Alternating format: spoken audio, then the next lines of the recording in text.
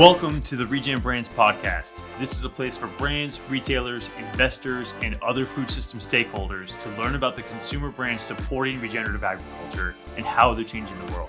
This is your host, Kyle, joined by my co-host, AC, who's going to take us into the episode.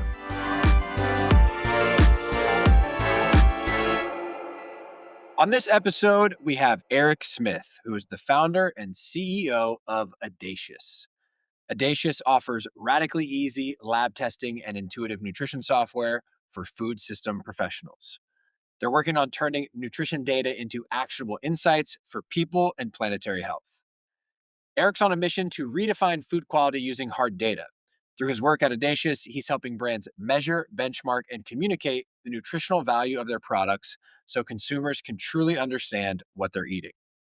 We explore why the current nutrition facts panel fails us, how nutrient density can drive real market demand for ReGen products, what kinds of data regenerative brands should be gathering now, and how Edacious is building a first-of-its-kind food quality benchmarking system. You'll hear Eric break down complex concepts like bioavailability and phytochemicals in clear, actionable ways. Plus, he explains how regenerative brands can use this data to differentiate themselves in a very crowded marketplace. If we weren't already super bullish on how nutrient density can increase demand for regenerative products, then we definitely are now.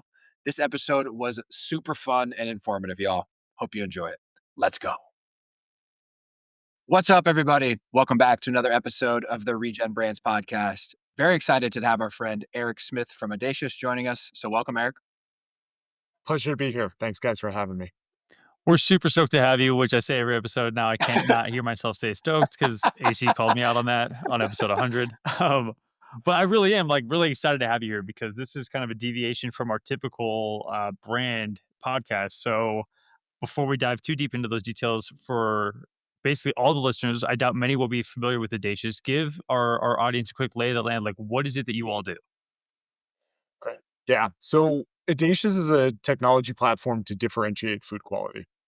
Simply put, we help our customers to measure, understand, compare, and report the nutritional quality of their food. At its what we're really seeking to do is connect the dots between agriculture and human health. Nutrition fundamentally starts in the soil and how that gets into the products that we consume that affect our health. And we're trying to map that journey and give people insights basically from soil to gut. Yeah, and we had Mary from the Nutrient Density Alliance on last week, so listeners will kind of be familiar with this topic. We've obviously talked about you and Edacious a lot of times on previous episodes, Eric, and we've talked, I feel like, ad nausea about how Kyle and myself and many people in the community feel like this whole linkage is the holy grail, the silver bullet, whatever we want to call it, for how we really spike demand in a significant way for these regenerative products. So yeah, man, excited to have you here and excited to hear all the exciting efforts that you have going on. Really excited to get into it. I think the data is emerging, the science is emerging, but there is a lot of nuance and complexity here that we have to unpack. And I'm really hoping that today's conversation will illuminate some of those challenges and opportunities for your listeners. Yeah, there's definitely tons of different directions we can go, and it's almost like scary to think about which rabbit hole we're going to fall into and how long we're going to be there. Um, but before we dive into any of the specifics to try to tackle the complexity and the nuance, like who are you? Why did you start Audacious? What is your personal path been like in the food space, and why is this important to you to try to solve this problem? Yeah. So I actually come at this from an environmental side. I have always just been really deeply connected to the land. I've always found a grounding and a motivation for restoring the land and trying to address climate change through how we manage the land. And so over the past 10 years, I've been working on a myriad of environmental issues, but I like to tell people that I worked at the intersection of ecology and economy, which is basically how do we use capitalistic tools to address environmental issues. And so I was working in auditing and environmental certification and understanding how we apply certifications and frameworks to practices so that that information gets communicated to a consumer. I did my MBA and my Master of Forestry at Duke, which helped me to understand how to manage forest ecosystems for carbon, water, biodiversity, and other benefits. And I translated that knowledge into private markets where I was running philanthropic giving and venture investing for a family office and a foundation known as the Grantham Foundation. And so for the past 10 years, I've been really driving capital into environmental solutions with a lens of how do we address climate change. And so I've been looking for opportunities to sequester, mitigate, introduce resiliency into our food and ag system to address the greenhouse gas intensity of that system. Um, and it's exciting. There's a lot of innovation. There's a lot of great things happening. But then, well, that'll take us into some of the core insights of how I got to Edacious. But ultimately, I got into this space because I was an environmentalist and I really wanted to protect the land and restore uh, the beauty back to the land, so to speak. Yeah. And it was I've been very personally convicted about this whole nutrient density connection for a while now. But Eric, when you left that previous role and kind of went all in on this, it was another marker to me, just because I have great respect for you and your work and your kind of experience in the space, and the fact that you were that convicted that this is the thing that you wanted to kind of put all your chips into at the moment. Talk about that. Like, talk about the myriad of potential solutions or solutions you had funded slash supported, and why this whole nutrient density thing really rose to the top for you. Absolutely, yeah. So in my previous role as a venture investor for the Grantham Foundation, I was searching for the best possible solutions for carbon mitigation and removal. And when you do all the math and look at all the solutions, nature is still by far and away the most practical and most economically viable and scalable solution we have. The problem is, um, accounting and finance doesn't work perfectly with nature. And so we apply these like esoteric frameworks of carbon accounting to nature's beautiful biological system. Things get complex. Um, and so what I really learned through this process was two things of investing in all of these different companies. One, without underlying systemic drivers that put a price or a market signal in place, we were never going to have systemic movement on climate change. And what I mean by that is, um, in absence of policy or regulatory frameworks that say, "Hey, you're polluting. I need you to pay for this," we're never going to have scalable solutions. And what I saw was not only there was never going to be those large scale universal frameworks for addressing climate change, but consumers also really weren't willing to foot the bill for climate change, so to speak. Yeah. And all the innovation that we've seen over the past 20, 40, 50, 60 years, the sole basis of that innovation has been better, faster, cheaper. And so if you really want to have somebody adopt something, it needs to be better, faster, cheaper. Mhm. And what I realized when it came to food and ag is that nobody was building better, faster, cheaper. Everybody was building Mhm. more expensive with more attributes and more noise attached to it. And so it was really just hard to weed through. So the core insight that really came was, again, policy wasn't happening. Consumers didn't really seem to care. So we needed to find a way to build better, cheaper, faster. And this was about the time that I was starting to see evidence that was beginning to emerge that showed a clear relationship between the health of the soil and the nutritional quality of the food. And that was like pretty transformational. And I definitely want to call out the Bionutrient Food Association. Dan Kittredge had really seeded this movement in a big way and inspired me and many others to think about this issue. But at its core, why I got so obsessed with it is if we can link climate friendly agriculture practices via regenerative agriculture to better quality food, we can create a direct link to consumers who care about the quality of the food that they're putting in their body. And all of a sudden, we have an indirect mechanism from how we spend our money every day and our own interest in our own health and wellness to indirectly affect what happens back on the land. And so that was the core insight. And that's why I believe nutrient density is kind of the end all be all for food systems change, It's because we've optimized for all the wrong outcomes. We've optimized for yield, we've optimized for calories, we've loaded in a bunch of contaminants and toxicity. All of that has completely eroded our health. And now we're waking up and we're demanding higher quality food. We're demanding safe food. And that connecting these two movements, the the health movement, health and wellness, Maha, to what happens on the land, that's the power of this solution for, I think, getting us the right direction. Amen, brother. I'm ready. That was I a don't mic even. drop right there. We might just need a wrap. We might just need to wrap the episode. Yeah, that was a great episode. Just listen to it 3 more times and buy regenerative brands. Yeah, yeah. The story is just so easy. I mean, it's like every day, the quality of food that we put into our bodies is shit in this country. Not only is it loaded with all this nasty stuff, it doesn't even taste good anymore. Nobody wants to go eat fruits. They're like, kids, go eat your fruits and vegetables. And the kids are like, tastes like cardboard. Why am I going to eat this crap? And so, like, like, I don't know why we're missing this great connection that, like, oh, it all starts in the soil. Nutrition literally comes from the soil and ends up in the food. And when it's more nutritious, oh, it tastes good. Oh, and when we eat good food, we feel better. This is rocket science. And yet it's all hidden from us. Every layer of this system absconds this data and hides these insights and makes it completely difficult for a regenerative brain to go and say, hey, I'm doing something different here.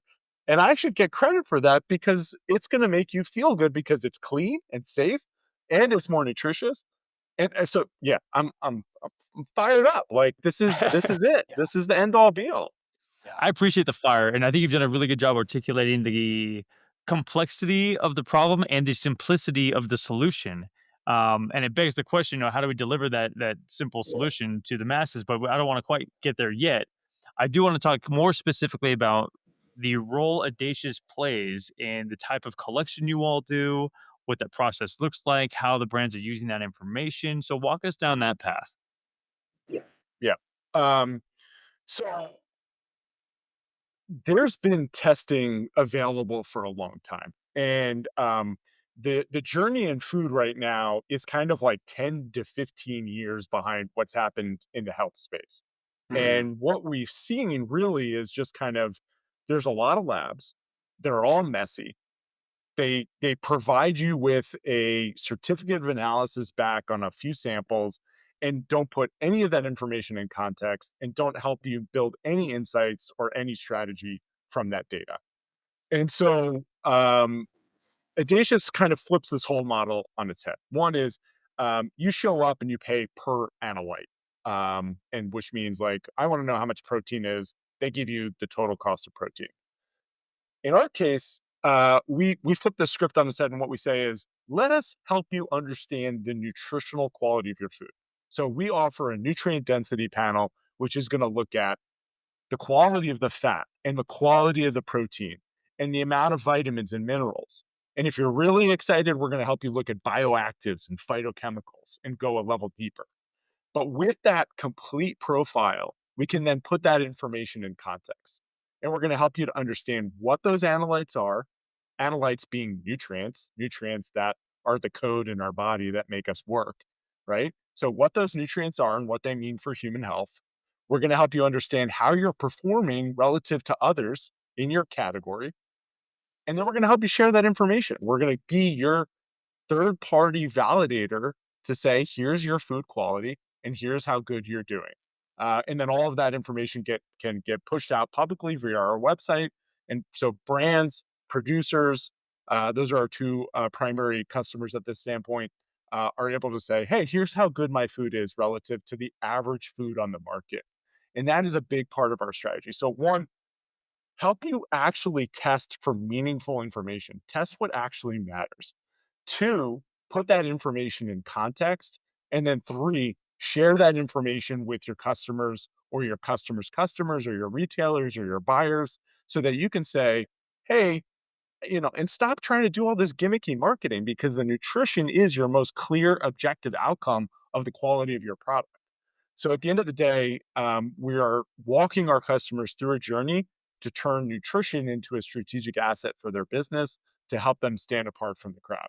Um, and we do that, and and like would love to go into the weeds on how that all happens, but that's kind of the basis of how we work. Yeah, we definitely will do that. I have an interesting question on what you just shared, Eric, which is like, what do you think was the single biggest contributing factor to why this space was such a laggard behind what's happening on the human biological side? Like, was it just because the dominant players in food don't want the data to be out there, so they never like why would they push for it?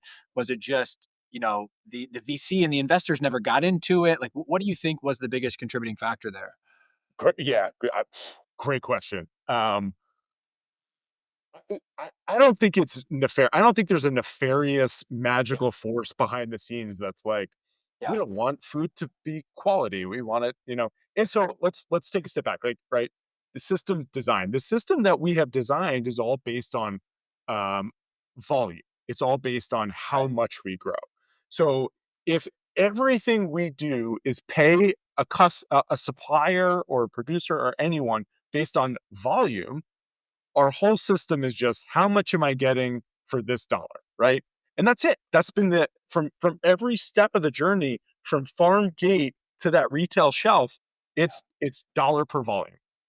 That's it. And so when you have that system in place, everything we've done from designing and choosing genetics and breeding to how we put inputs into that system, to how we treat the soil and the quality of the fertilizer and all the things that go in and around that, it has all been to make things grow big and grow pretty and grow shelf stable so that it can get picked by a robot, and put on a shelf, on a truck and shipped across the country, so that when I buy my peppers in the Northeast, it looks the same as the pepper that's grown and produced in California, right? So, um, it is just it's the byproduct of the way that we've designed their system.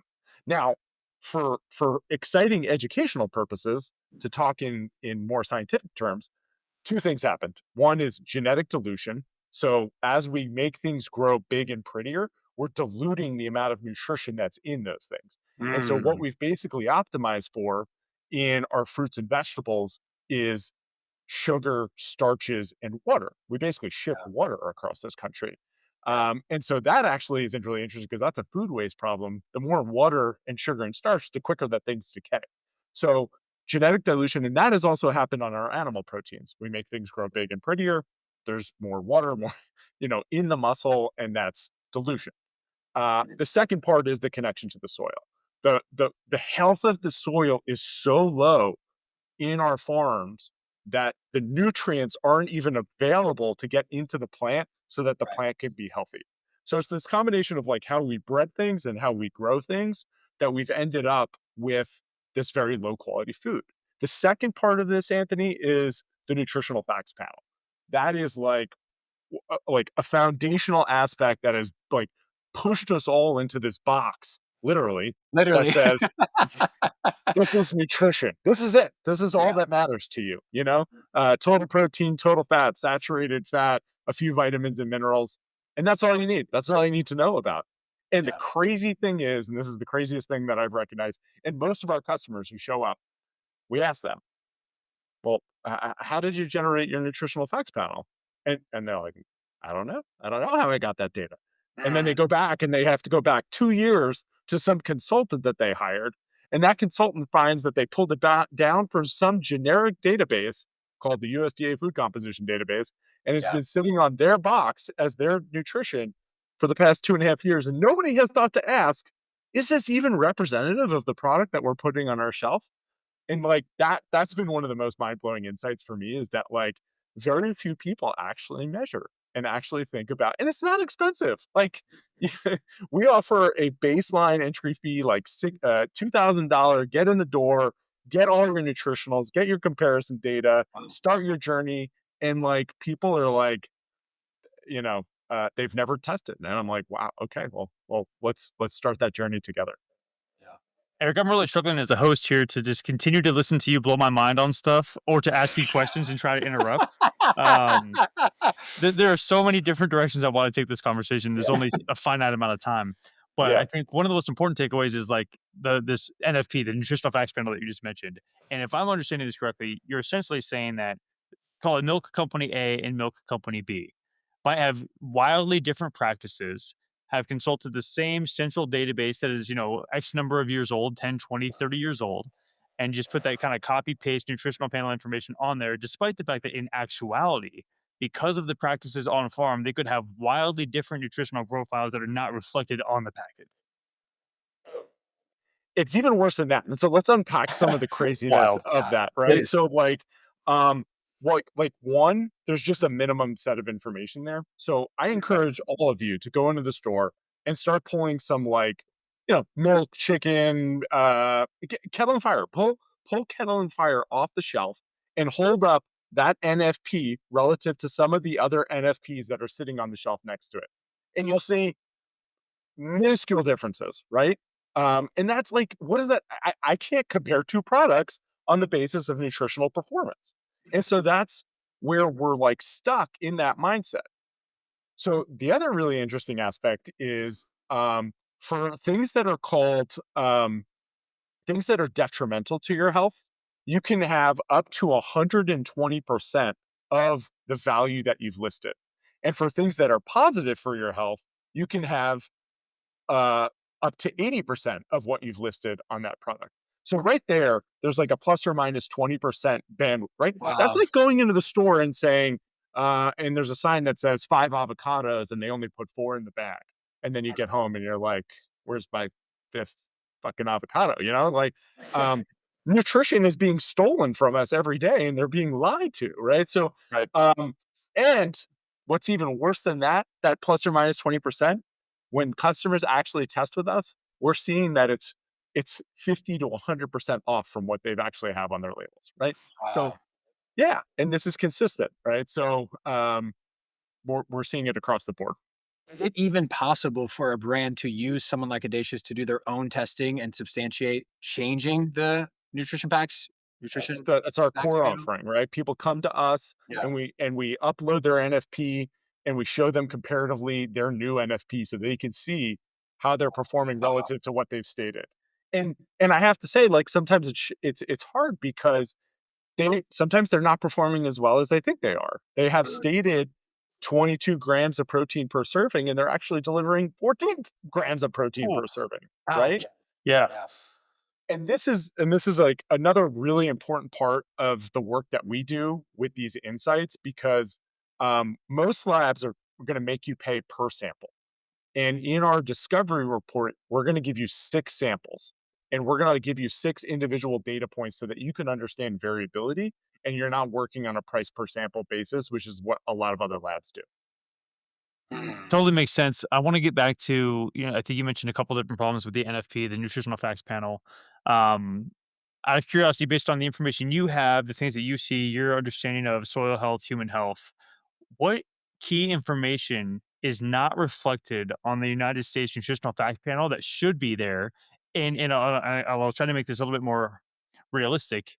If you were to change it and have the same amount of like real estate, what information would you be showing Good versus what's showing questions. today? Mm. Yeah, great question. Okay.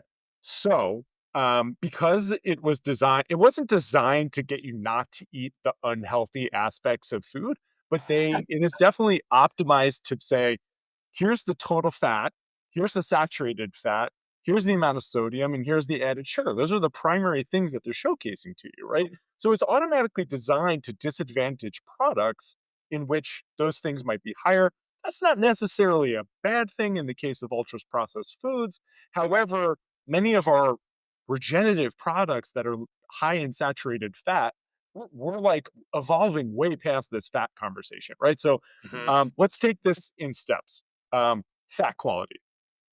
We need to start talking about omega 3s and we need to start talking about the balance of omega 3s and omega 6s. This is such a key indicator of the health of the ecosystem and the health of the food, and whether that animal product is actually going to drive inflammation in your body or be anti inflammatory. And Mm. so we're bringing more nuance to that. So we should be, and they've talked about this DHA, EPA, these are essential omega 3 fatty acids that we should be putting on packages where these omega-3s are present. Oh, Generally, I wanna pause you there real quick because you took a breath and I saw an opportunity. yeah. Um, I've probably mentioned this on a couple different podcasts before, but there's an incredible book called Food Fix by Mark Hyman, and he talks about this omega-3 to omega-6 disparity in the United States, and there was a study, I wish I could remember more of the details, but there's one study they did in a prison where the only thing they changed was the addition of an omega-3 supplement, and the Yeah. incident of violent and sorry, the rate of violent incidents dropped by more than 70% Wow. just by providing everybody in the prison with an omega-3 supplement. So multiply that, compound that by the entire population in the United States, and we start to optimize for that one single data point, that one single piece of nutrition. All human behavior could change in the country, which is just insane to think about the power of these small changes that you're talking about. Mm. I I would love to nerd out on this omega-6 3 issue. It is, I think, foundational. Like the standard American diet, we are getting 25 units of omega-6 to every unit of omega-3. Historically, we Woo! are eating in a 4-to-1 to 1-to-1 ratio. And all of a sudden, these omega-6s and 3s are competing for the same metabolical processes in our cells that are driving inflammation because there's too much omega-6 loading into the system. And like, let's like, I have to say it, like this whole seed oil conversation is ridiculous, right? No, oil is not good for you in any shape or form. Like it doesn't matter what balance, it's about the total consumption of oils in our diet, right? So now in today, we're getting 30% of our calories from oils. Like that is insane. So I like yes, you can substitute grass-fed beef tallow, and you're gonna bring that 6:3 ratio way down, and that is a good strategy, but it's about the total plate and the total diet, and that's where the omega-6s throw everything off. So, man, I wanna come back to your question because, the omega balance and the fat story is critical, but one of the more interesting ones actually is protein, and protein is we just talk about total protein, and there's, like, these things called amino acids that make up proteins. Some of them are essential, some of them our body makes for us. But the comparing the amino acid or the total protein of a can of beans to the total protein in a steak is fundamentally not the same quality of protein. And we miss that. We miss that conversation. And I think that's really important that we should be talking about EAA9, which is the 9 essential amino acids, and which foods do a better job of delivering that. And then to keep it simple, vitamins and minerals. We have to expand the list of vitamins and minerals, and that is a clear differentiation. And you've seen this with supplement companies. Like, we need to pull a page from supplement companies because if you look at your jar of protein or whatever, your greens, whatever it is, like they list every vitamin and mineral under the sun that the product has. They're saying this is a nutritious product. Look, we've measured all this stuff. We don't do that for whole foods, which objectively have better nutrition in a food matrix that absorbs into your body because of the fact that it's in a food matrix. So, yeah. I'm gonna pretend to be offended that you assumed that Anthony and I take protein supplements. I'm not offended. Um, but just, I'll say it out loud. But I think the protein piece is super, super important today. And I was actually talking about with Kettle and Fire, we just had a team retreat last week, and I was talking about this resurgence of what I keep noticing more anecdotally than anything of vegans and vegetarian returning to meat products, animal-based products in particular, because of health issues that are arising, frailty issues that are arising, and a myriad of other potential underlying problems. And to your point that like, protein in a can of beans or, whatever else, seitan, tofu, whatever meat alternative is the same, just like gram for gram for a grass-fed steak is just quite simply, to your point, not true. And I think one of the biggest takeaways I'm realizing in this conversation is something that Edacious does well is recognizing the nuance that we need to understand the true impact our food has on our bodies. And I think that's like we've way oversimplified the system today, and getting nuance back into a quote SOP for all of nutritional facts panels is daunting, difficult, and necessary. And so brands can do there's so much that they can be doing to step out of that box and think about all the different ways that they can communicate the unique nutritional attributes of their product. And we're working with lots of these customers. And so I like to walk people through a 5-step journey. One is like, where the NFP come from? Is it your data? Do we need to update it? Two, should we think about expanding that NFP to have more information? Three, um, claims. So we have to get into the world of claims. There's all types of places you can make it: on pack, off pack, website, social. But this is health claims, source claims, structure function claims. And these are key differentiators for your product, relative claims. And all of our software helps you go through that journey with claims. The third is dedicated nutritional pages on your websites, like actually getting in, because most people just throw up an NFP and they're just like done. That like I've checked my box, and it's like no, throw up a nice page and talk about this stuff and talk about what it means. And then four, you can take that into social media and start to educate your customers about the quality of the fat, the quality of the amino acids, the abundance of vitamins and minerals that are actually showing up in your product. And then the fifth is, what's most important for us is you can leverage us as your third party verifier, right? So you can point back to our pages where we show your testing results so that people can say, yeah, I've tested. Here's my third party. Edacious has verified my results, and here's how good it is. I've got someone standing behind me, and I'm not just making up a bunch of numbers. So, Is yeah. is there any regulatory challenge to that, Eric, where someone could potentially say like, okay, well, Audacious is incentivized to make the brand look good, so they pay him again for testing next year? Like, or is that just not regulated? Or I don't know. Quick thought that I had around that. Yeah, not n b basically, we are, an audited third party. So we maintain an ISO accreditation called ISO 17025, which says best quality, laboratory management system, and all of our data and software and how we move data is all audited and organized. But we tell it how we see it. We are an Yeah, objective third party. yeah, And and if you just think for a second, if you think about an average, there's got to be people above average and there's got to be people below average. And what we want to make sure is that when you're below average, you understand what the people are doing over here so that we can help you get here. And guess what they're doing? Good sourcing. They're thinking about the quality of the products that come into their product, right? So like it all starts in the soil, and it starts with how that quality of food makes its way through the supply chain, gets processed, transformed, and becomes a final product. So um, it's not as simple as just testing and reformulating. But we can talk about that because there is, you know, the formulation is definitely a part of this game. Well, I love the 5 steps because it's really clear, like, and it's new wisdom for me because brands are asking us to tell them what they are, so I'm super happy that you laid that on us so we can kinda relay it and be a megaphone for it. I have one curiosity around, like, what you just articulated sounds like we can do all of that with existing tools and existing science, right? There's no lab data we can't get yet to go do any of those things.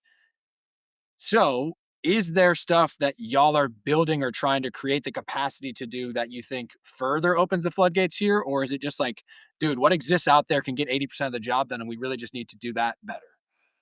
Yeah. Our secret sauce and what we're building is public benchmarks. And this is really I think the holy grail of systems change. It's when you can finally draw a line in the sand and say, here is the average quality of a chicken breast on the market today, and Yeah. here's how different that is, and I can help my mom understand that. That's the floodgate, right? That's Yeah. like, "Ma, you should eat this because it's got XYZ." Like, boom. If I can't articulate to my mom in 3 points why she should eat this chicken and not that chicken, like, I haven't solved anyone's problem. And so, for us, every time we run customer samples, we're also building this incredibly rich data set of what's actually available on the retail supply chain, so to speak. And so you're coming to us to get benchmarking data to see how you're performing. And if we don't have a benchmark for your product, we're going to help you think through that, and then we're going to bear the cost of running some additional tests to make sure that you have something to compare to. And the amount of total sample sizes to get a benchmark for a chicken breast is a million, 10 million, 1,000. It's not as high as you think. We have for each food type, we have hundreds of samples per each food type in our database. And that's what we've been doing over the past 2 years. It's just like cranking stuff through our lab to build these benchmarks. And later this year, we'll start to be pushing them out publicly so that people can make those objective comparisons. And so like just to be like transparent for your listeners, right? Audacious is really focused on whole foods and ingredients today. We will work with you if you are a formulated food company or a processed food, but the benchmarks can be a little more difficult for that because then you're just talking about different ingredients and different manufacturing processes, and we should unpack some of that. But ultimately, today we're about like lightly formulated, lightly processed foods. We're working with some tortilla chip companies, sausage companies, beef sticks, milks, fruits, vegetables, grains, breads. We're really in this category. We just ran 7 different bone broths through the lab, and we have now a benchmark for bone broth because the customer was asking for that. We also have like fun projects. We're comparing like microgreens versus full heads of those, comparative things. We're doing lots of leafy greens. Yeah, list goes on. So we're whole foods, ingredients, and lightly processed formulated foods. We'll work with you if you have a super processed food, but we won't have like good benchmarking data for you in that case. Yeah. That totally makes I sense. There's hold on, oh, Kyle. I AC, know go you're ahead. itching to get one in. I wanna make sure I clarify, and I'm coming to you for next question. For formulated foods, though, so brands that listen to this understand, Eric, you can still do all 5 of those steps that you listed off. It's just for the benchmarking stuff that is really focused on the whole foods and the ingredients. Thank you. Great clarification. We can Okay, take you through the whole journey to assess and report and create value. It's just not going to have like, hey, here's the average retail benchmark for that formulated product. cool. Thanks, Agreed. Kyle. Super Go ahead. appreciate the clarification there, AC. I want to get to like some specific case studies you can share where you were looking at a specific commodity, you're benchmarking a category or whatever, and you look at a conventional practice, commodity version of X versus a regenerative. Like, what are some of the insights you have seen, and how stark and how different are the results for those studies? Yeah. So we actually started with a lot of milk. Milk was one of the more interesting spots that we saw because it's a fascinating matrix of food, and it's like the fat, the protein, the vitamins, the minerals. It's like Yeah, it's a powerhouse product. There's no doubt about it. Some people can't digest it anymore because of the quality of the milk that we're producing in this country, and that's yeah. a whole nother story. But we've done a lot of projects there. The story that I'll talk about is beef because I think it's just like one of those ones that is really emblematic of the larger climate conversation, how we feel, and really where this movement could be heading, right? So, we have so many customers I want to talk about, but I didn't really ask them if I could talk about it on this call, and so I'll just speak in kind of vague terms, right? So, with nutrition starting in the soil, right, the quality of the pasture and the health of that pasture is dictated by how well it's being grazed and the diversity of those forages. The animals that eat those grasses are either becoming, yeah, they're growing, they're becoming more nutrient rich. After that stage of that cow calf operator, our supply chain takes a very clear turn, right? That animal either goes to a feedlot where then it is loaded with um, seeds and seed oils or mixed rations that include agricultural byproducts. And that animal is fattened up to a point where then it gets into a big 4 packer and hits the store shelf. The great irony of this whole seed oil movement is everyone's going to beef and they don't realize that all that beef that they're eating has been grown off of seed and seed oils, right? And so that omega-6 3 ratio is awful in these conventionally fed animals. And so Yeah. and that's not true. A lot of a lot that are really in the weeds on this stuff are hardcore grass fed. So what we've seen on the grass-fed side is there's just like the conventional side. So then that animal stays on pasture throughout its whole life. Maybe it has a little bit of grain finishing. Maybe it goes to a new place to get pasture finished. But the quality of that animal is a completely different product than what's coming out of that feedlot and what's coming out of that conventional system.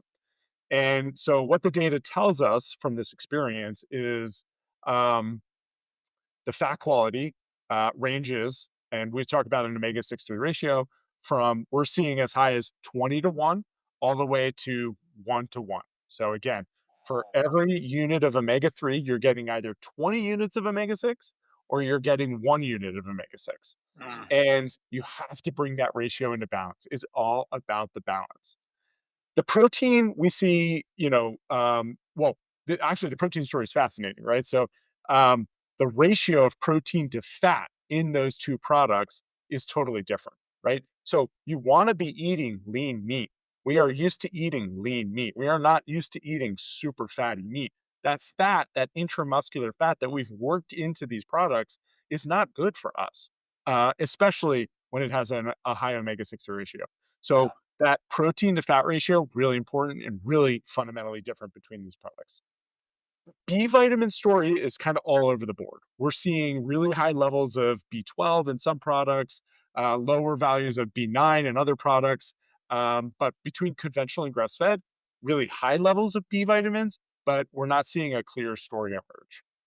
The fat soluble vitamins is a whole nother story. A, D, E, K. These vitamins are order of magnitude higher in the grass-fed products that are regeneratively grazed, and that I think is really exciting. Okay, Minerals, as a data guy, sorry to interrupt. When you say an order of magnitude, is that 2x? Is that 5x? Like, is there an actual specific quantifiable term that means? 10 to 20x Holy shit. high.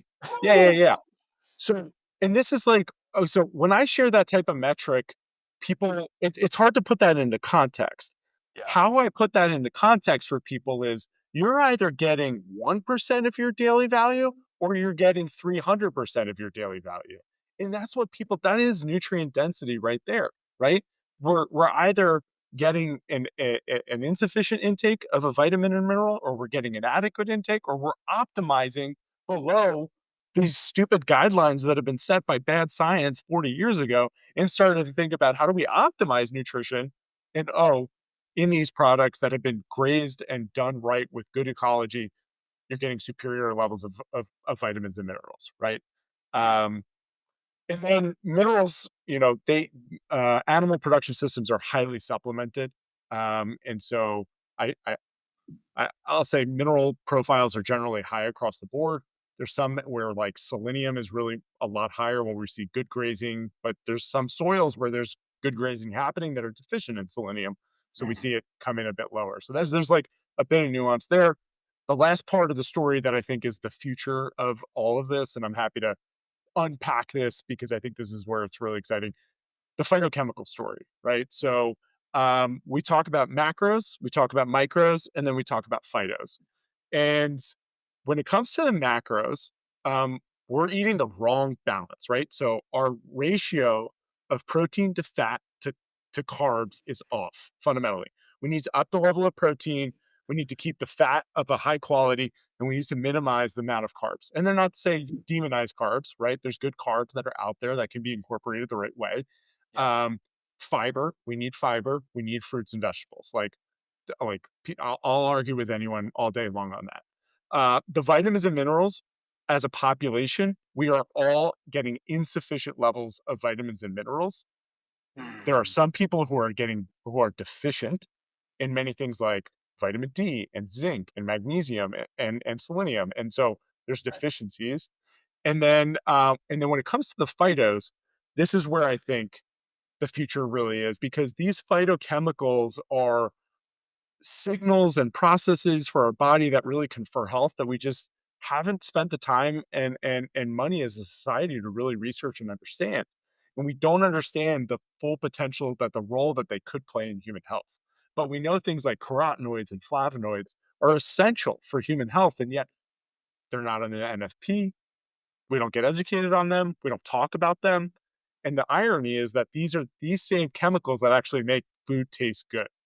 Mm. Um, One of our partners, Stefan von Vliet at Utah State, when he gives his presentations, I think Yeah. you guys had him on the podcast or going to. No, but very familiar with his work and He's mentioned him just a multiple legend. times. Yeah. He's a legend. but he highlights, and it's one of my favorite parts of his presentation. We were just together at Top Cat Ranch two or 3 weeks ago, and he highlights this book from like 40, 80 years ago, and it's like a story of the prairies in Montana, and it's this white guy like documenting indigenous diets, and the indigenous people he's interviewing say like they like I'm gonna make the story up, but the guy like they're like, why don't you use salt and flavors on the beef? And they're like, taste the bison, like it has all the flavor you could possibly ever need, and that is the land. That's the nutrition of place. That's the richness of all those plants and those phytochemicals coming into the beef. And now our food system, because of how we practice agriculture, is essentially devoid of these compounds. And there's this group I've been telling a lot of people about this. This guy's name is Bruce Ames, and he's got this triage theory. And his triage theory is basically when our body is getting insufficient levels of essential vitamins and minerals, it goes into like survival maintenance mode, and it starts to like underinvest in some of the longevity and long-term processes that Mm. actually like help our body survive. And it's like these phytochemical compounds that are they're trying to call them longevity vitamins that like actually help you get there. And one of them is ergothioneine. And ergothioneine is like it comes up from the fungal ecosystem, it enters the rhizosphere, gets into the root of the plant, and we can measure the level of erthiogonine, which is an amino acid derivative, but also a vitamin, and that is conferring health in our body. And so it's like I think this is the future of like food and health. Is a lot of it's like we got to switch the balance of macros. We got to get more vitamins and minerals, and we got to get these phytos into our vernacular and into our foods. Again, overwhelmed with the number of questions and comments I feel like I need to make in a really positive way. Um, First, you made a comment about the fat in beef, right? I think it's really important that we talk about this, and I've probably mentioned it on a couple different podcasts, but it's so backwards how we measure the quote quality of beef in the United Yeah. States. It's almost like the worse it is for you, the more you pay the premium for it. Um, because it's like, oh, well, this one's extra marble, this was extra obese. It's like extra full of bad fats with a bad ratio. Yeah. Which is just and that's what we as Americans are trained to think, prime is the best. Like when my dad's buying a brisket, he's buying the fattiest piece of meat he can and paying Yeah. extra for it, even though it's worse for him, which is just mind-boggling. Um, but you talked about the claims, and in my mind, when you're talking about like the 10 to 20x higher on those ADEK vitamins and the range from 20 to 1 to 1 to 1 on omega 3s, like in my mind, this is like we talked about way in the beginning of the episode. Why would somebody pay a premium for this product? Because if you're just walking in and you say, "Hey, I can buy beef, ground beef, maybe 4.99 a pound, or I can pay 8.99 a pound for grass fed," does it really matter? But if you can link that 8.99 to a 1 to 1 omega 3 to 6 ratio and 10 to 20x higher, ADEK vitamins, that to me is justification for that premium. So from a regulatory perspective, what can these brands say on pack, in store versus online or other places where they can try to get this message out? Yeah.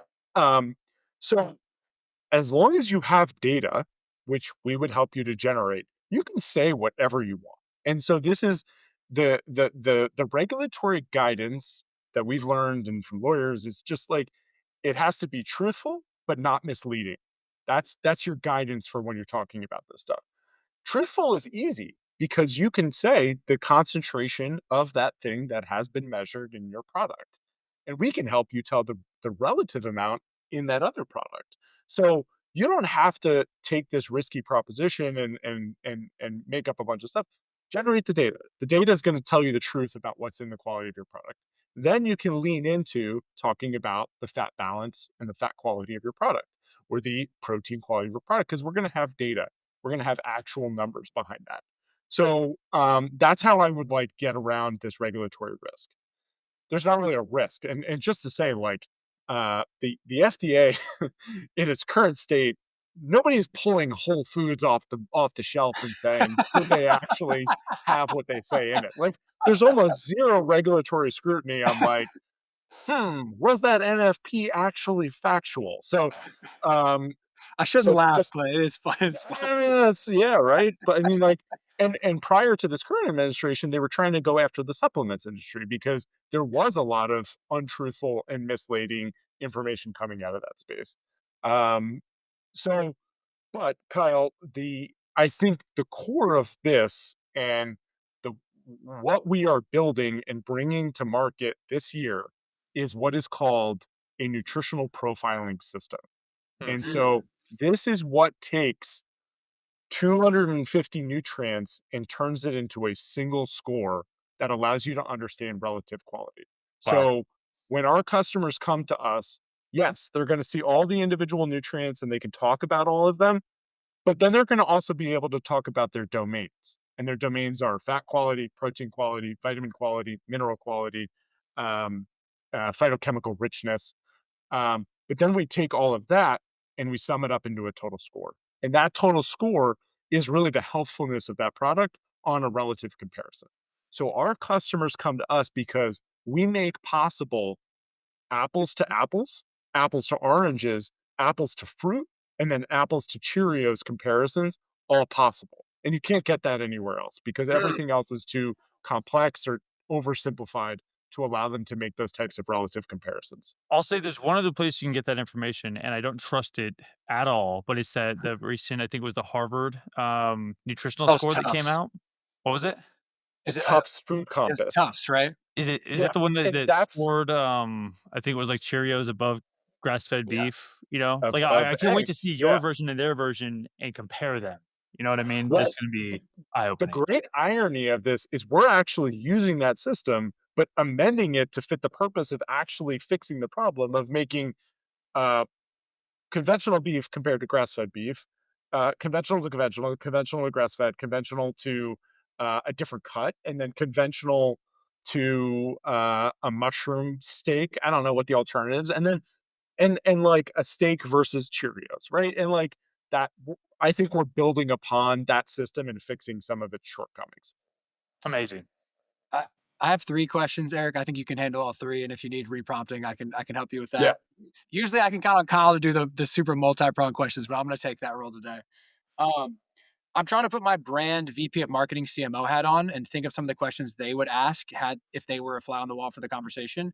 And I think yeah. 2 of the recent things we just talked about, one is, does Edacious offer any regulatory support where it's, hey, go talk to this CPG attorney that's helped approve 150 claims, or hey, we do that in house, or something around regulatory support, is question one. Two is, I think I understand really well now kind of macro, micro, phyto, right? And I understand the application of macro and micro through the 5 steps and the pathways that you talked about earlier. Is phyto the same thing, or is that going to have to be expressed like for the product in some new way that maybe doesn't exist? That's question two. And then question three is back to the NPS, the nutritional profiling system. Is your goal that that becomes, like as prevalent on product packaging as the USD organic label? Is it just something that you think is a cool tool? Like what is the end goals for that thing in your mind? Um, so we're absolutely here to support you with regulatory guidance. If we don't know the answer, we can point you to someone who will help you find the answer. Um, that we've spent a lot of time and money understanding all of this, and I so bet. Yeah. and that's like that is one of the key insights for all your the companies that you guys are working with. They do not have the horsepower, the time, and the resources to do this stuff. And Right. so we're going to help you quickly through software say these are all the things that you can say based on your test results. And that's all we've done that. Um, if you also want to get a compliance type consultant or a lawyer or consultant to look at something, we'll help you do that as well. Where we have seen most legal and lawsuits come about is because they couldn't actually substantiate the data. So someone calls them out and they have nothing behind them. So just the fact that you're testing and getting some data generated is almost enough to say, hey, just look at Audacious, and that lets us be the bad guy. It lets us be the source of truth, and it lets us be kind of the objective thing. I don't know if you guys saw this, but like with something like Kodiak cakes, you know, they they went through a major lawsuit because they were overstating by a huge amount the amount of protein that they had in their Mm, product. No, I And didn't you see know, that. we should talk about the quality of that protein because that's not different than, you know, what other protein is on the market. And so they actually settled that lawsuit. And that Mm. is it's part of what happens here. And part of that is the science of understanding how protein even gets measured. So yes, we're here to answer the regulatory questions. Um, Phytochemicals and talking about that stuff is the future, but I think it is important. And so I'll give you an example: antioxidants, right? Mm. Phytochemicals are antioxidants. Not all phytochemicals are antioxidants, but we can tell you and help you understand how to Yeah. communicate the antioxidant impacts of your body. And like that's a term that people understand. So would I recommend that someone go talk about their carotenoid levels on pack right now? Probably not. Like like that's not going to land with my mom, right? Yeah, So yeah. but um for the nerds out there that are and all these people in the health and wellness space who are starting to ask these questions and coming to all these meat companies and coming to all these and asking, it is a leg up to be able to say we have 3 times the amount of carotenoids in our beef Yeah. than this guy. So and then flavonoids and all these things. So and then the third question, um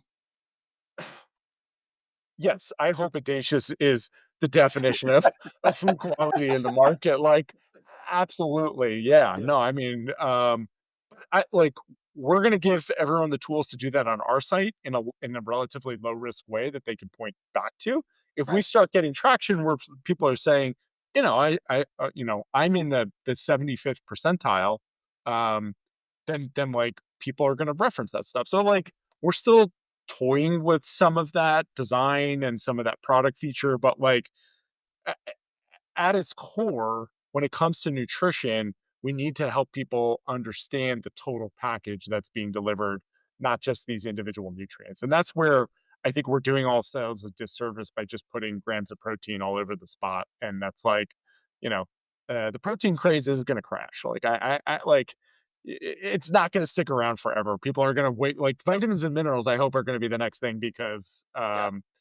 you know, yeah. Anyways, The the a thing to me that I wrote down a lot earlier is like, this is our opportunity to separate the winners from the losers. And I hate that terminology, but it's good like capitalistic business terminology. And I think we see it in a lot of other industries a lot better expressed. And I see the both and in your strategy of, hey, let's give every individual actor the data to go do that themselves in their category and their in food more broadly. And let's also do this benchmarking in the MPS store so that we can kind of also do it collectively. Um, yeah, I think that's super wise and compelling. So love it. Now, I'm curious to bring it back to the I'm not gonna pronounce this right, the carotenoid, is that the right way? carotenoids. Yeah. Carotenoids, right? Which is if memory serves, it's kind of the yellowish orange hue, and this is really prevalent right now because there's, like, the beef tallow craze, right? Beef tallow is in everything, everywhere right now, and I think a lot of people associate high quality beef tallow with that really premium kinda white, which is actually not the highest quality, it's the more yellowish one you want because it's higher Mm, in carotenoids, which I Yeah. already mispronounced again. Um, but like, long story short, like, how do you get consumers to understand that level of nuance with something new, like that specific phytochemical, so they can make the decision that actually aligns with their values? Yeah. And this is like we've talked about this all the time, right? So it's like, what role do we have to play in this educational journey? And I think it's incomplete for us to just say, "Hey, customer, here's your carotenoid level. Good luck." Right? When our customer's customer clicks on our page and clicks in and says, "Well, oh, they've got a high carotenoid level," they should be able to click into that carotenoid and figure out what the hell a carotenoid is, right? And so, yeah, so carotenoids are they're basically a fat soluble compound, so they stick around in that fat. They are antioxidants, so they neutralize free radicals in our blood, in our cells. They are pro vitamin A activity, and this is really important. They are a precursor to vitamin A. Vitamin A is essential for our vision. It's essential for immune function, immunity. It's essential to make our cells grow. Like, I don't know. So let's talk about eye health. Let's talk about skin health. Let's talk about staying healthy. So you need more carotenoids in your diet. But because carotenoid is a difficult word, people are like, I can't get a hang of that thing that you're talking about. And I'm Are like, you talking about me specifically? Because I'm still no, no, struggling with no. that word. No, no, it's okay. I like it. Yeah, yeah. But yeah, it is an important thing. And so we've basically um and like go pull a stick of Kerrygold off of the shelf. Like that is high quality. That butter is yellow. That is what the color that butter used to be. Yeah. And that's vitamin A. It's vitamin A showing up. And so um we need to start seeing color. We need to start sensing and relying on our nutritional wisdom to like get that back. So yeah, it's an education journey, and it's challenging for us to be like, okay, we're building a testing platform, or we're building a context platform. Oh, and we're going to build this education platform. All this, like, my investors love me. They're like, Yeah. cool, another project, Eric. Like, great. Right. Yeah. Um, I feel really like whole and complete about the tactical stuff. And if I was a brand having listened to this episode, where to kind of start, what does Edacious do? How can we work with them? I have 3 or 4 kind of burning, more macro questions that I'd love to Yeah. get your take on, Let's Eric. do it. Y'all ready to go there, or anything else to wrap up the? Okay, I'm getting some head nods. Cool. Um, the first one to me that I think maybe doesn't get asked enough is like, do you see a way for the system to be gamed? Like, do you see a way for, I don't want to say bad actors or nefarious actors, but Over conventional ag, optimization towards a well, specific metric. yeah, or like, I mean, conventional ag did this with yield, and it's why they are the dominant paradigm. So, like, is there a way to also do that with nutrition with a bunch of unintended consequences that we didn't expect or want here? Yes.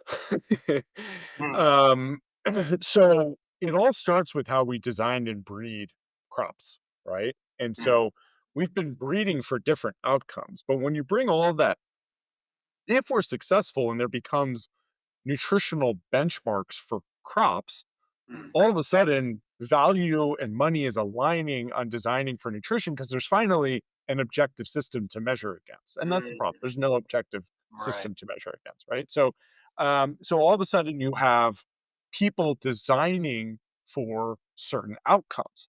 And this is the difference between a single nutritional outcome versus building for a profile. And Mhm, so my hedge and my way to protect against this is I can match profiles back to healthy land and healthy soils. But you're always going to have these companies breeding for higher levels of lycopene or antioxidants in purple tomatoes, or introducing wheat varietals that have high levels of magnesium. So there's always going to be the ability to like toggle switches to try and like juice certain outcomes. But I think the profile ends up telling the story. And so I like we did with the beef project with Stefan and the BFA, what we did is we can look at the profile of the beef that comes off a really well managed, well grazed, healthy regenerative ecosystem and say that that's up here. That's what that profile should look like. So then other people are going to go and design it and try and optimize for certain outcomes, but they're never going to hit that profile. So that's my protection against this.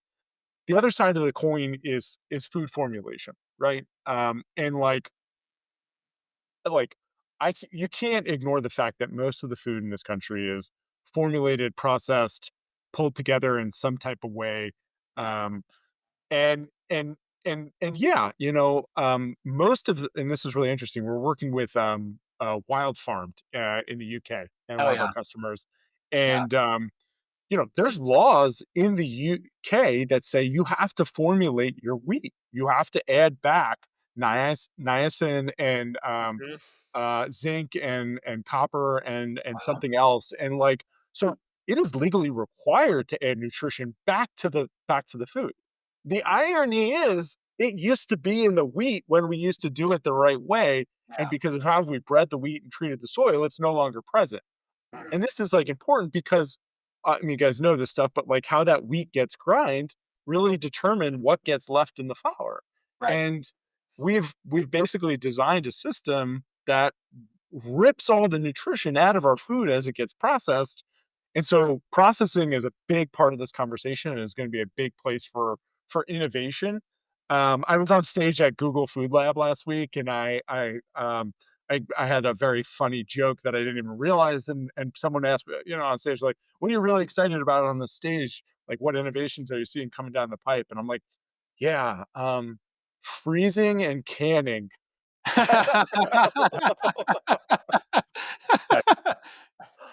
Yeah, Yep. and those are the best, like, nutrient preservation technologies that we have is to, like, seal it up and make it and yeah, yeah, so Well, I mean, it really does feel like at least the innovation I'm most excited about, mirroring you is kind of going back to basics.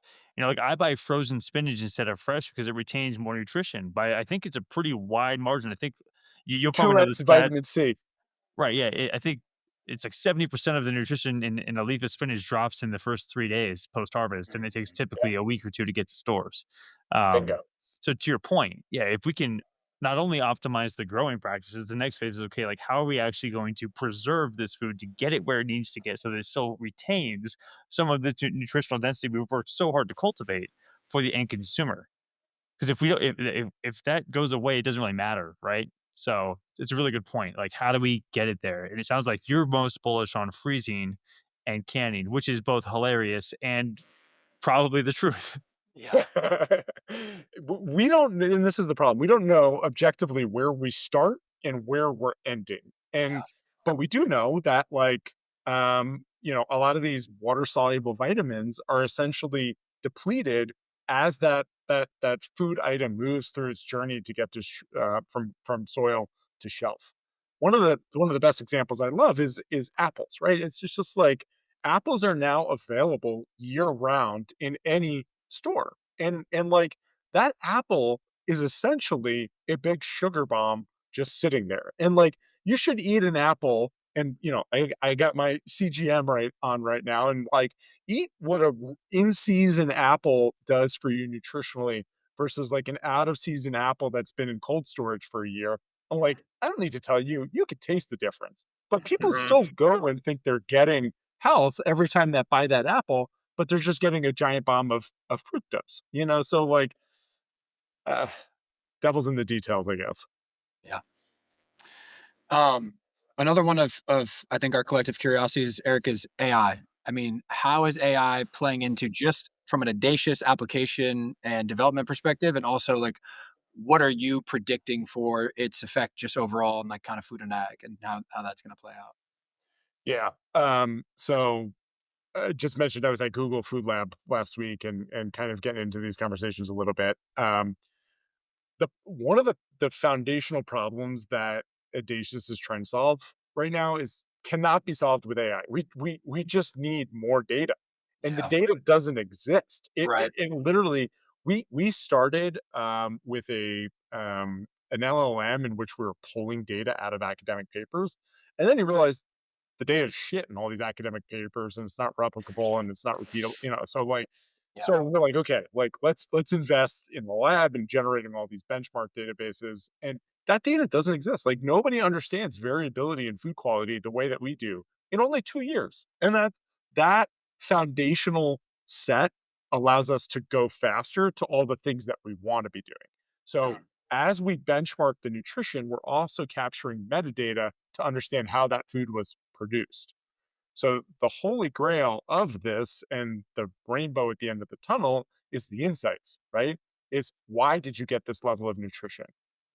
What practices, what processing, what supply chain, what brought you that nutrition at the end of the day, and how can you optimize it?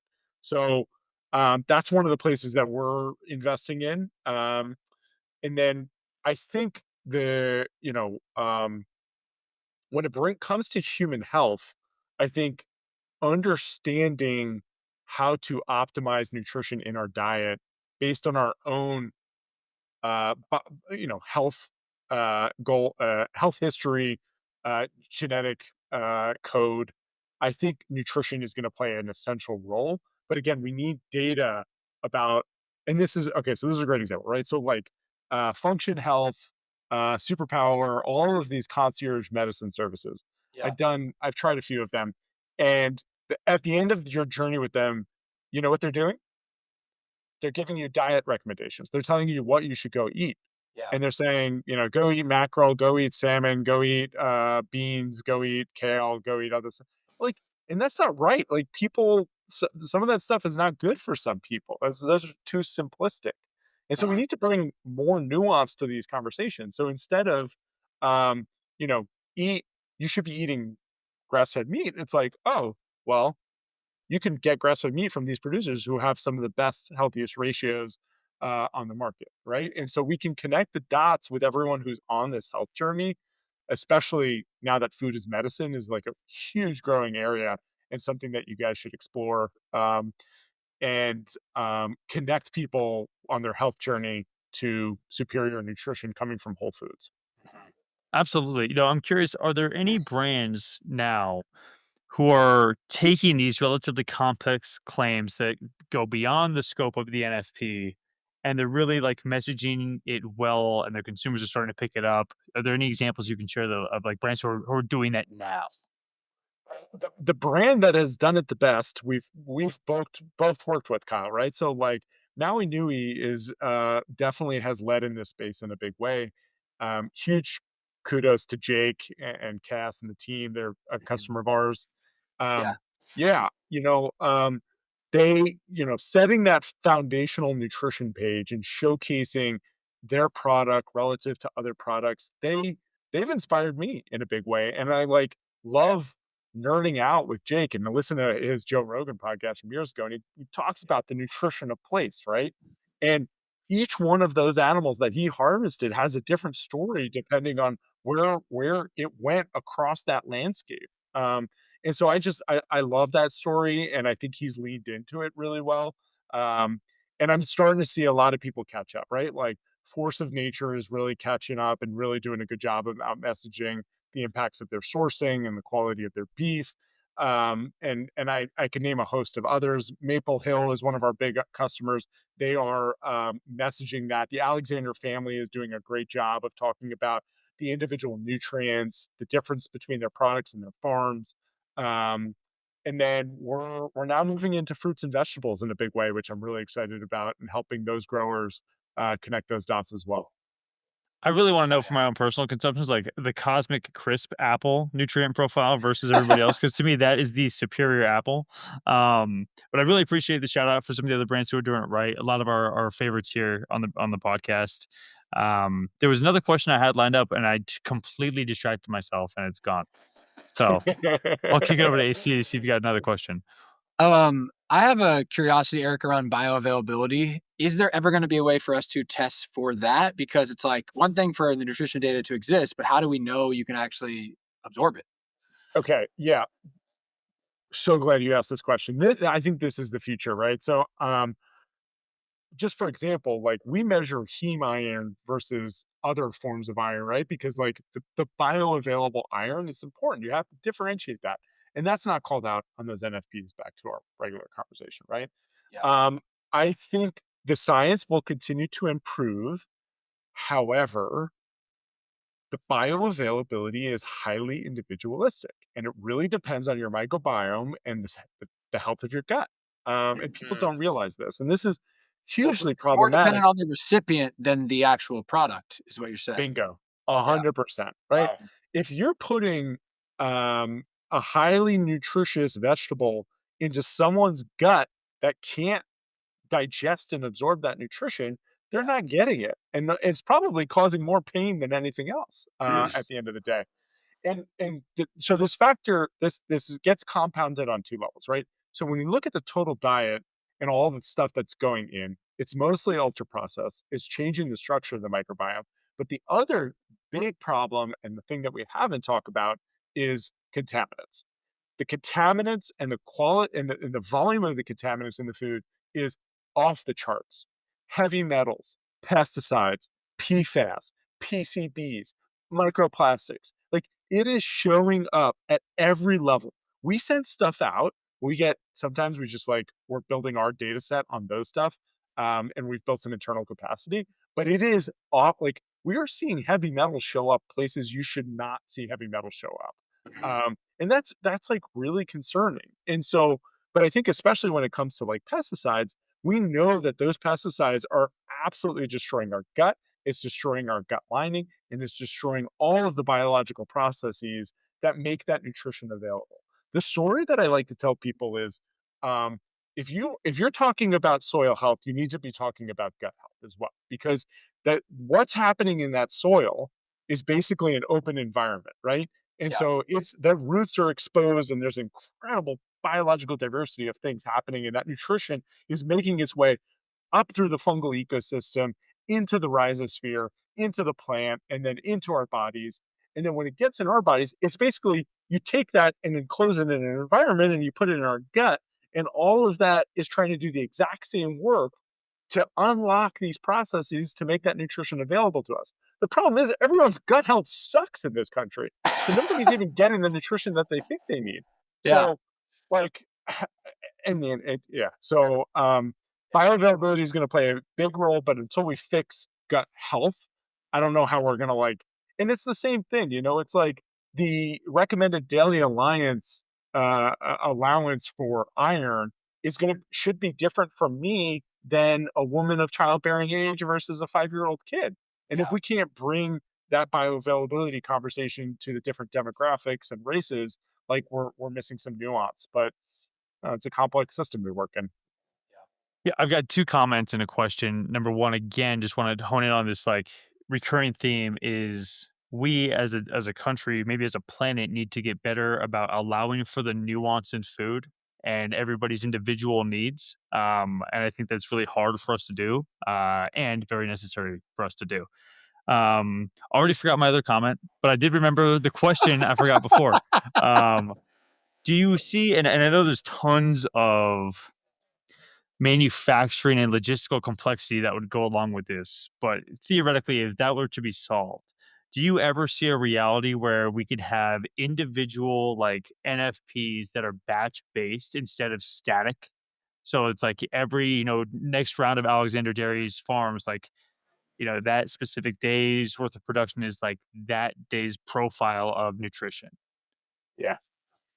Yeah, it's possible today. So seasonality plays a big role here, right? And seasonality played a huge role in how we evolved as a species in terms of what's available and how we moved across landscapes. And I think we should bring some of that nuance to this conversation. The Alexanders actually took the first step of like posting their fat results and showing how the fat quality changed over the course of the year. Like that's an important first step on the conversation. And it's guess what? It's more than plus or 20% off of that NFP, right? Mhm. Um, so how do we bring that nuance to conversation? I think it's complex, but I think it's possible. And I think with AI and basically a hyperspectral plus infrared, we can like see profiles in a meaningful way and enable in supply chain predictions. But before I start investing in some of that stuff, like I have to find core value prop for just like, is the Totally. data useful and like how do you create use out of it? But I Yeah. think it's coming. Okay, yeah, that might be step 7, and it sounds like we're at step maybe -2 right now. So there's a lot of work to be done, but it's cool to know that that's a potential reality and maybe within our lifetimes. I think it'd be so cool to be able to see that, and in particular for fresh produce. Like, I don't remember what the name of the it's like some kind of spectrometer or something where you can, like, wave the wand over the apple and it gives you the nutritional profile. I would love to walk into a store and have that information available and have that guide Yeah. my decisions for purchase.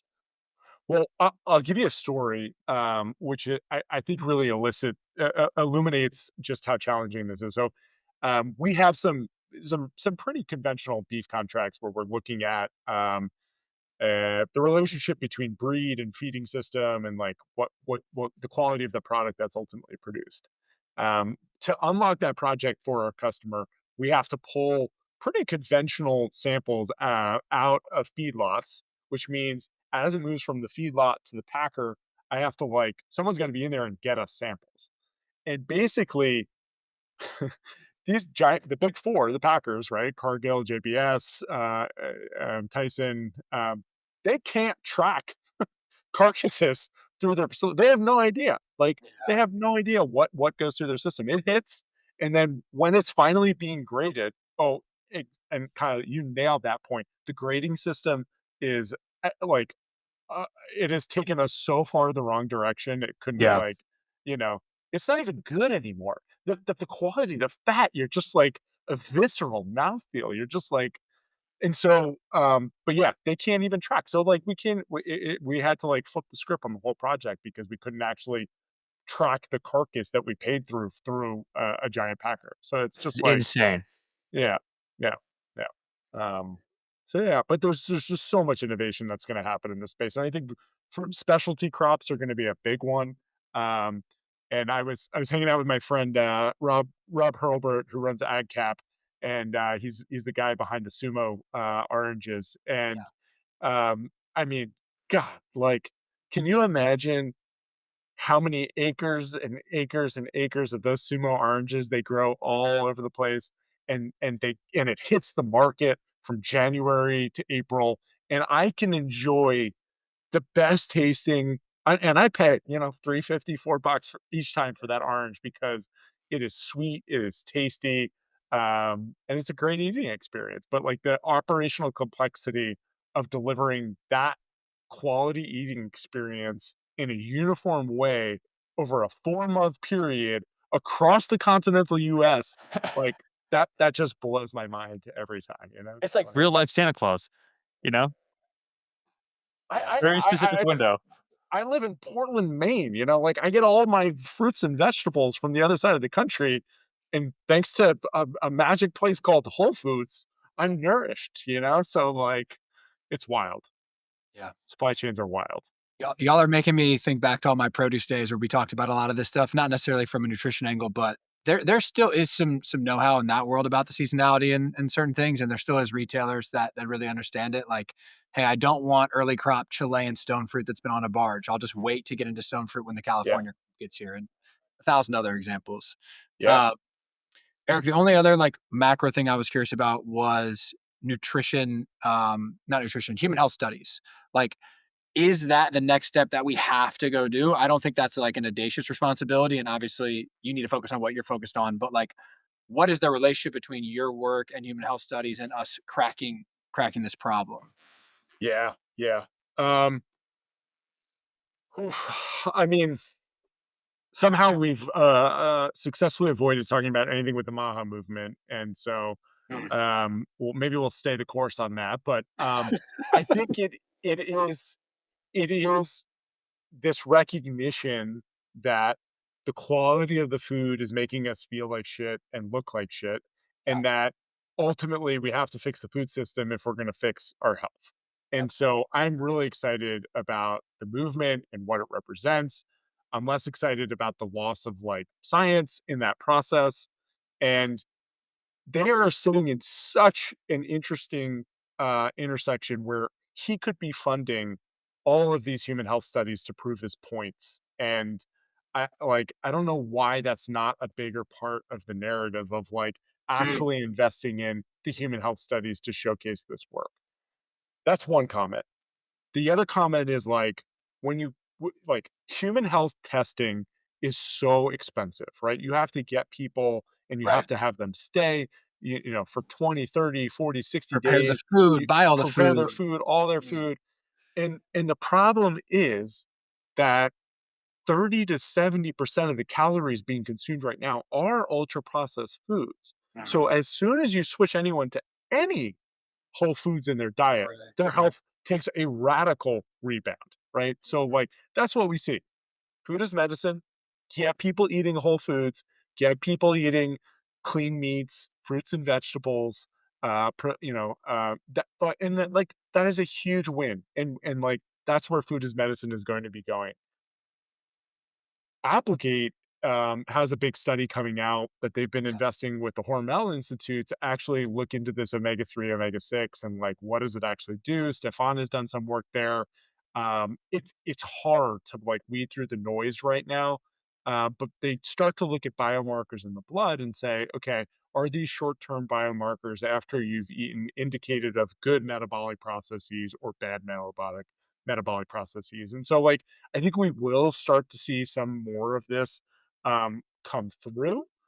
I don't think it's necessary to activate this space because Yeah. you and I empirically know if I could go to the store shelf and someone's going to tell me that this carrot is better than this carrot, I'm going to pay for the better carrot because I think Yeah. there's more nutrition in it and it's going to taste better. So it's going to be a better eating experience. So I think that's enough to kind of catalyze this space. And there's a lot of food as medicine program happening right now. The Rockefellers are funding it in a big way, and they're funding a lot of like, okay, what happens if we source regeneratively grown fruits and vegetables into these programs, and could that impact the health of the people receiving these produce prescription boxes in a different way? So I think there's going to be baby steps in that. I think from the administration, we're going to see a lot more movement on the purging of the food supply. So really trying to eliminate the bad that's Right. showing up. So more regulation around heavy metals, more regulation around pesticides, glycophosphate phosphates, things like they're everywhere. They're everywhere. It's like we spray 800 billion pounds of pesticides all over this country. It's in everything. Uh, And even if you're trying to eat organic and you go out, even to a nice restaurant, all that shit's covered in pesticides. So like, I don't know, small baby steps, right? Like take the wins where you can get them. yeah. Man, Kyle, you got anything? You're looking at me, so It's too much. I was debating. I mean, we've talked about this before, and one of the things that it gets me so excited, the potential for different constituents who are historically opposed to come together on some of these issues. Eric, you mentioned before that you come from a place of environmentalism, and we're talking about Maha, right? And it really does feel to me like nutrition and agriculture and the linkage of these two things can kind of become that purple bridge to get Yeah, people to really realize like, hey, this shouldn't be a politicized issue. This is really about human health and I mean economic viability long term and resiliency, right? productivity. Um, Yeah, yeah, so it just feels like there's so much potential. I don't know really where I'm going with this sentence. I kind of feel like Michael Scott in The Office. Um, well, sometimes I start a sentence, I don't know where it's gonna go. you could fix it that all that's true, and it's now associated with two of the most polarizing political candidates in the history of our country. So I think Yeah, that's where the rub is. I I you appreciate you know you coming in to finish that sentence for me, AC. That was well done. Yeah. the great like the irony is that like Michelle Obama tried to start this movement, Right. whatever, 10, 15 years ago with like just getting kids healthy and talking about some of these issues, and it got totally poo pooed. Obviously, our health just keeps on getting worse and worse. So it's like we're at the breaking point as a society where we're like, what is going on? Like, the rate of cancer in 30-year-olds right now is off the charts. Mhm. It is scary. Um, so I this is like one of my big things. I was not bullish on consumers, and now I'm like bullish on consumers. And like Mhm. this is the big bet that you guys have been making and trying to make is that if we can activate, and I hear you say it all AC all the time, you know, how do we activate that consumer base? Like Regen's not going to go anywhere without pull from consumers. Mhm. And so we have to connect their health to the regenerative movement. And that's the win here is to be able to show people that by treating the land right, removing the contaminants, getting nutritious food, we can actually restore and regenerate their own health at the same time. And so we have to connect those dots and we have to connect it in a way that my mom can understand. And like it's just that's where I'm so excited because I think so many of your listeners and the brands that you guys work with, um, they are good marketers. They are um, grassroots, like they are figuring out every day how to punch through so much noise that's Yeah. out there. Right. And I think by showcasing clean food, nutritious food, and the data to prove it. They're going to break through that noise and they're going to educate and activate the base that we need it to be. And so, yeah, I'm all in on this. I hope that I'm doing this for the next 40 years. Um, I can't think of something that's more important to like restore our own health while restoring the health of our planet.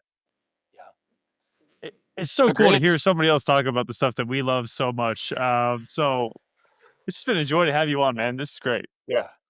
Yeah. And Eric didn't even need the prompting to answer the final question because he just answered it right there. So, brother, this has been amazing. Really appreciate it. For anyone that wants to learn more, we'll obviously have it in the show notes, but it's edacious.com, edacious.com. Yeah, man, just appreciate all your work. Look forward to working together on all this, and just thank you for being here. Thank you both for having me. Continue to fight the good fight, and I'll be here to support you guys. So, yeah, Oh yeah, great work. appreciate it, man. For transcripts, show notes, and more information on this episode, check out our website, regen-brands.com. That is regen-brands.com. You can also check out our YouTube channel, ReGen Brands, for all of our episodes with both video and audio. The best way to support our work is to give us a 5-star rating on your favorite podcast platform and subscribe to future episodes on Apple Podcasts, Spotify, and YouTube. You can also subscribe to our newsletter, the ReGen Brands Weekly, and follow our ReGen Brands LinkedIn page to stay in the know on all the latest news, insights, and perspectives from the world of regenerative CPG. Thanks so much for tuning into the ReGen Brands podcast. We hope you learned something new in this episode, and it empowers you to use your voice, your time, your talent, and your dollars to help us build a better and more regenerative food system. Love you guys.